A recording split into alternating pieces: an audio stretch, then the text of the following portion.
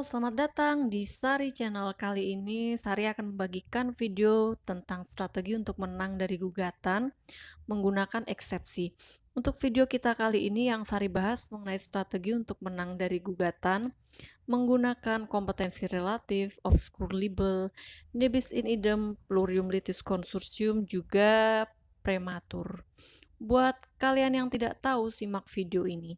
Jika memang channel ini bermanfaat untuk kalian, silahkan klik like, subscribe, dan bunyikan loncengnya di bawah ini.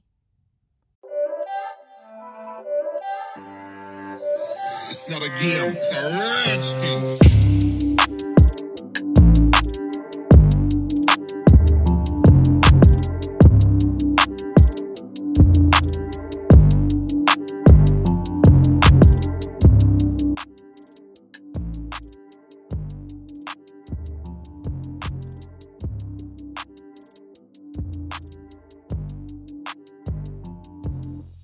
Pertama-tama kita akan membahas tentang kompetensi relatif. Pasti dari kalian yang awam terhadap hukum tidak tahu artinya apa itu kompetensi relatif. Oke, cara gampangnya itu artinya kewenangan mengadili ya guys. Ini contoh kasusnya. Konon ada sepasang suami istri yang sudah sepakat untuk bercerai. Kemudian singkat cerita mereka mengakhiri gugatan perceraiannya di Pengadilan Negeri Karanganyar sesuai dengan domisili keduanya, yaitu di Karanganyar, Jawa Tengah. Kemudian sang mantan istri menginginkan harta bersama, maka sang mantan istri selaku penggugat mengajukan harta bersama kepada mantan suami selaku tergugat sesuai dengan domisili hukum atau tempat tinggal suami yang lama, yaitu Karanganyar, Jawa Tengah. Padahal sang suami sudah pindah di Semarang. Kemudian sang istri lewat bantuan kuasa hukumnya mengajukan gugatan di Pengadilan Negeri Karanganyar sesuai dengan domisili hukum sang suami yang lama. Nah, ini dia gugatan yang dimaksud Sari, bahwa gugatan ini bisa jadi tidak diterima oleh pengadilan dikarenakan berdasarkan asas Auctur Sequitur Forum Rei menentukan gugatan harus diajukan di tempat tinggal sang suami, karena pengajuan gugatan di Pengadilan Negeri Karanganyar bisa jadi tidak diterima oleh pengadilan karena bertentangan dengan pasal 118 ayat 1 HIR, di mana pasal ini sebagai ukuran penentuan kewenangan mengadili.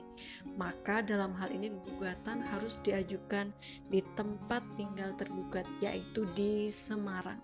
Nah, untuk sahabat Sari yang saat ini sedang belajar membuat gugatan, perhatikan baik-baik ya untuk tempat tinggal tergugat yang sedang akan kalian gugat. Karena fatal ya jika kalian tidak memperhatikan baik-baik alamat dari tergugat yang akan kalian gugat. Dan untuk kalian yang sedang digugat, jangan bingung-bingung ya. Hal ini bisa kalian pakai untuk menangkis gugatan. Kemudian gugatan obscure libel.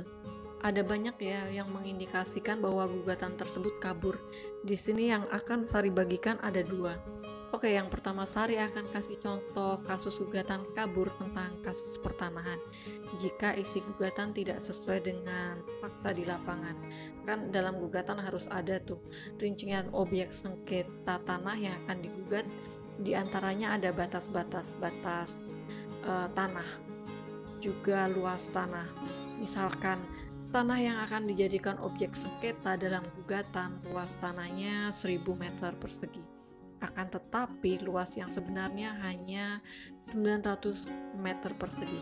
Nah, itu tuh yang disebut bahwa gugatan tersebut kabur karena tidak ada kesesuaian antara gugatan dengan fakta yang sebenarnya.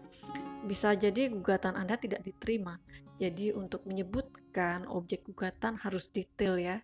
Dan untuk kalian yang sedang digugat dengan masalah yang sama seperti hal di atas, bisa dijadikan strategi kalian untuk menangkis bahwasanya gugatan yang diajukan kepada kalian itu kabur ya.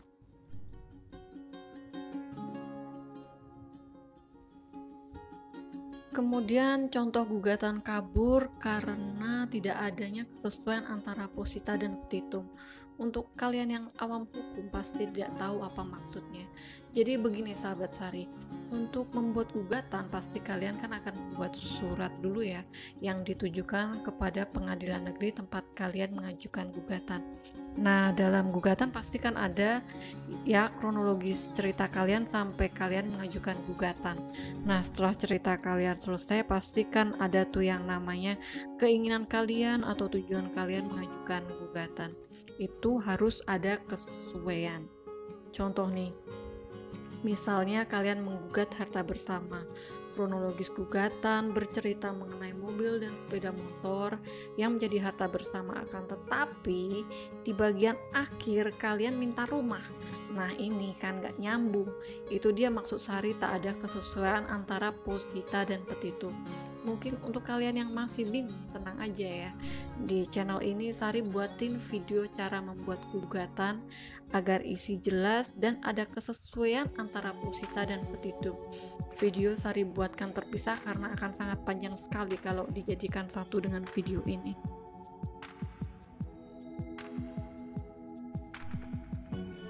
Strategi selanjutnya dengan menggunakan nebis in idem. Apa itu maksudnya? Jadi gini nih contoh kasusnya. Kalian mengajukan gugatan sita jaminan berupa objek tanah dan bangunan dengan pemiliknya bernama Bejo. Contoh ya, bernama Bejo.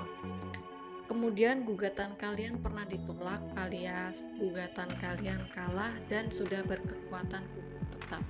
Nah, sudah tahu gugatan kalian pernah diajukan, berapa bulan kemudian kalian menggugat Bejo lagi dengan kasus yang sama.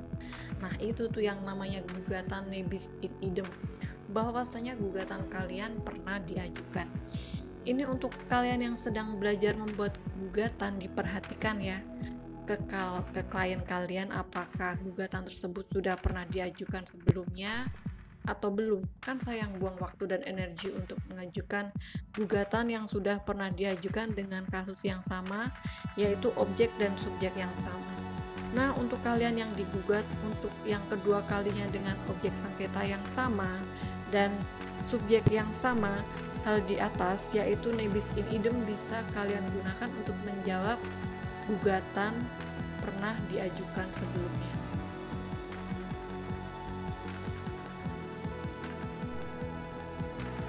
Gugatan prematur. Apa itu tuh gugatan prematur? Ini contoh kasusnya. Kalian menghutangi teman kalian atau kalian memberikan pinjaman kepada teman kalian sebesar 100 juta dengan batas waktu 1 tahun sampai dengan tanggal 1 Desember 2020 sebagai tanggal jatuh temponya. Nah, kemudian teman kalian gak bisa ngangsur hutang sesen pun.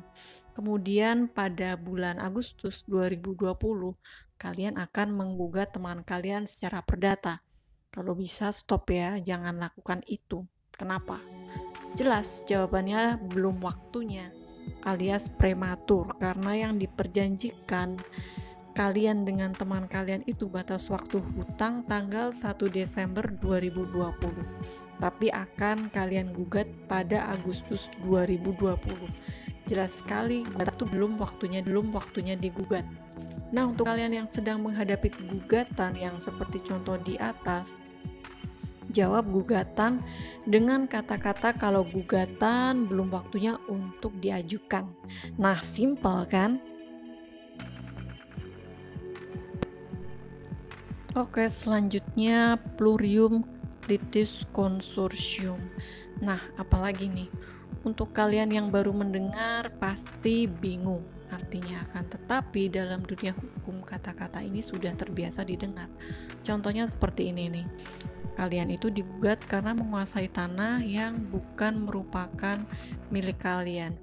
Dasar mereka menggugat adalah bukti kepemilikan dari nenek kalian, sedangkan bukti kalian adalah sertifikat hak milik atas nama nenek kalian yang sudah meninggal. Dalam gugatannya, mereka si penggugat hanya mencantumkan nama kalian sebagai subjek tergugat, padahal sertifikat tersebut belum diubah nama, masih nenek kalian. Nah, ini nih yang disebut gugatan kurang pihak, karena keturunan nenek kalian pasti tidak hanya kalian aja kan. Dalam gugatan juga harus dicantumkan semua keturunan dari nenek kalian yang masih hidup. Buat kalian yang sedang digugat seperti contoh kasus di atas, gugatan kurang pihak alias plurium litis consortium bisa kalian gunakan untuk menangkis gugatan dalam jawaban bahwa mereka dalam gugatannya kurang pihak seperti itu. Oke sahabat Sari Tech sudah menyaksikan video Sari. Jika channel ini bermanfaat, silahkan like, subscribe, dan share. Untuk mereka yang sedang membutuhkan jawaban hukum, jangan lupa bunyikan loncengnya ya untuk mengupdate kasus-kasus baru dan solusinya. Jika ada tambahan silahkan komen. See you next video.